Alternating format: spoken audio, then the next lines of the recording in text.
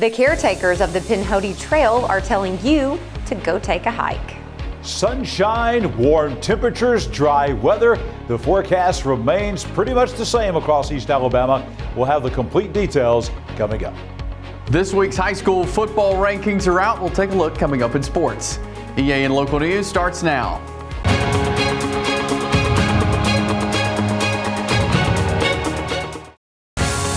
This segment of EAN Local News is brought to you by Oxford Lumber. Come visit any of our locations in Oxford, Jacksonville, Talladega, and Roanoke. Good evening and thank you for watching East Alabama Now Local News for Wednesday, September 20th, 2023. I'm Katie Edwards. And I'm Mike Stedham. The arrival of fall in East Alabama marks the beginning of hiking season as people take to the woods to enjoy the cooler temperatures and colorful change of seasons. The start of the 2023-2024 hiking season will be celebrated this weekend at the second annual Pinhoti Fest, held at Noble Park in downtown Sylacauga. Campers are invited to set up their tents for the entire weekend and enjoy a wide range of activities that focus on the nearby Pinhoti Trail, which runs 145 miles through the mountains and forest of East Alabama. The event is being organized by the Pinhoti Experience Foundation, and its executive director, Kim Wright, says the gathering has a twofold purpose. The event is geared towards hikers, but really what we're trying to do is also bring the community surrounding the Pinhoti Trail into and give them more experience and give them more information about the Pinhoti Trail. So it's twofold really. It's geared towards hikers, but it's also geared towards the communities that surround the Pinhoti Trail. The Pinhoti Trail is already a popular recreation site for hikers from across the country, and Wright says her group wants to raise the exposure of the trail in order to attract even more hikers. So what we do is we will offer courses like workshops, classes, safety classes, backpacking classes, opportunities for people to learn about the trail. Experience in the name is basically us creating experiences for people to feel comfortable in the outdoor spaces. Nathan Wright, who also works for the Pinhoti Experience Foundation, says the main sponsor of this weekend's event is the Conservation Fund, which helps buy land to move portions of the trail off of public roads and deeper into the woods. Wright says this year's Pinhoti Fest will be a real celebration of what that trail has to offer. Got musicians locally from Birmingham, from Nashville coming to show their talents and for people to enjoy. But we've got great food trucks. We've also got free breakfast Saturday morning by Chick-fil-A, free breakfast Sunday morning by La Costa, a local Mexican restaurant here in Sylacauga. But the vendors this year that really showed out, we've got over 50 vendors. We've got multiple gear vendors.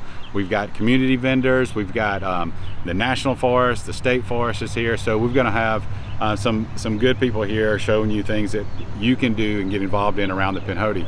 Also, for photo opportunities, we're going to have Sasquatch will be here, Smokey the Bear will be here, and possibly Chick-fil-A, the cow from Chick-fil-A. So come and get your picture made. And Wright says the festival will feature representatives from all of the trail towns along the Pinhoti to help hikers plan their upcoming visits. The Anniston City Council passed its revised budget for fiscal year 2024 Tuesday night. All 5 council members agreed to a spending plan of $46 million, which will now include an additional $400,000 for Regional Medical Center for capital improvements and equipment. That money will come from the city's share of the American Rescue Plan Act. The budget was also amended to add $225,000 for some new playground improvements and $38,000 to fund a wireless camera system for the Anniston Police Department. The new budget takes effect October 1st. When we come back, we'll tell you about an Oxford couple who are using the internet to search for a baby to adopt. For over 60 years, Oxford Lumber has been servicing our area, and our customer service has always been our main focus. Our customer service is what sets us apart from anyone else. From the moment you enter, our highly trained staff will treat you like family. To enthusiastically provide total customer satisfaction within a positive and self-fulfilling employee relations environment. Visit us at any of our 4 locations or at oxfordlumber.com. This segment of EAN Local News is brought to you by WM Grocery, located in Heflin, Wadowee, Roanoke, and in Piedmont. An Oxford couple is eager to adopt, and they're turning to social media in an attempt to make a sacred connection. Ryan and Kelly Ulrich have been married for 4 years, and they want to be parents, but after multiple miscarriages, the couple decided to pursue adoption. Now they're using a Facebook page titled Journey to Baby Ulrich to share their adoption story and to introduce themselves to pregnant women who are considering adoption.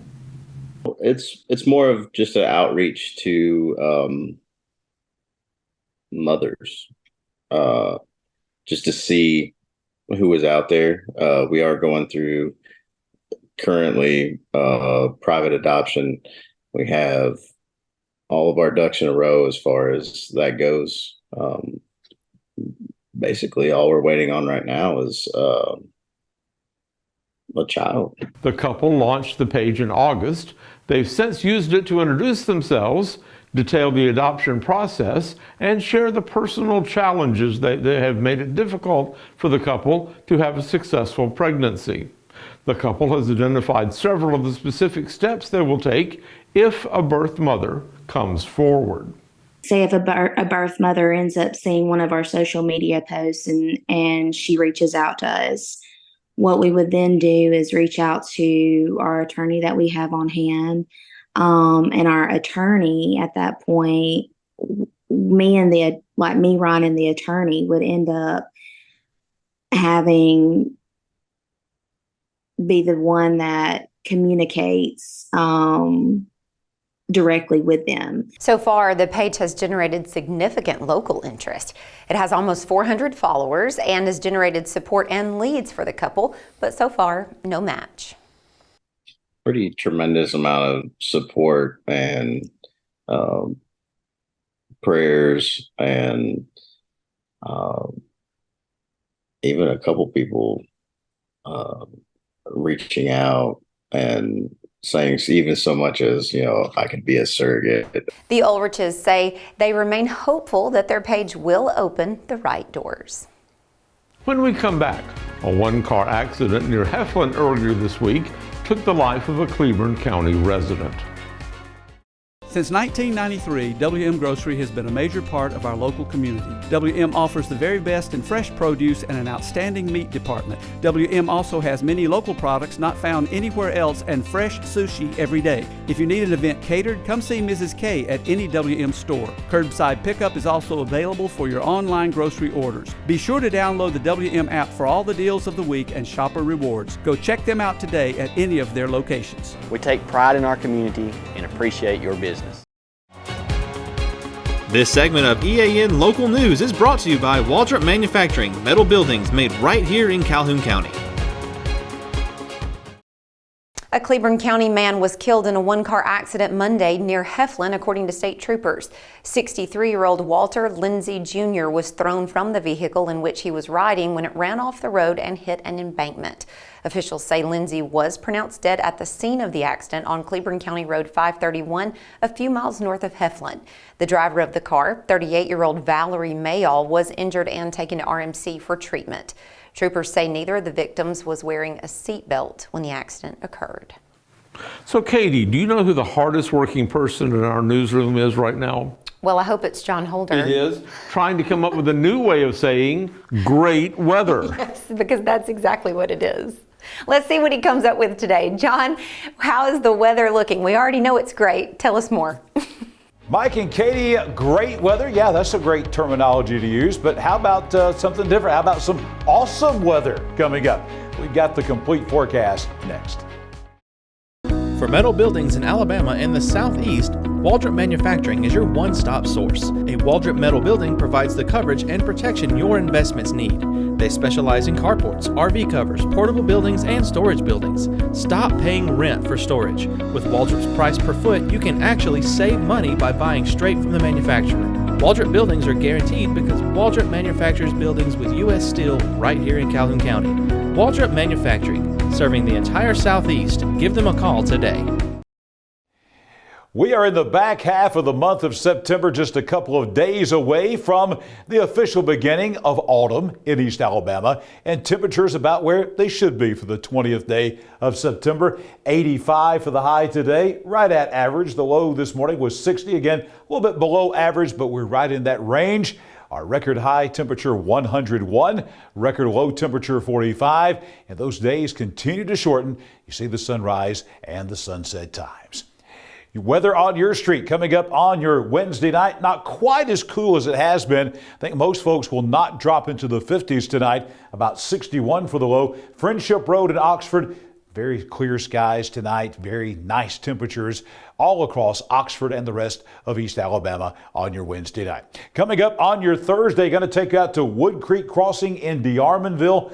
Beautiful old neighborhood there off Kellyland Drive. Mostly sunny skies tomorrow, very warm once again. No chance of rain in the forecast. 84 for the high tomorrow in DeArmonville.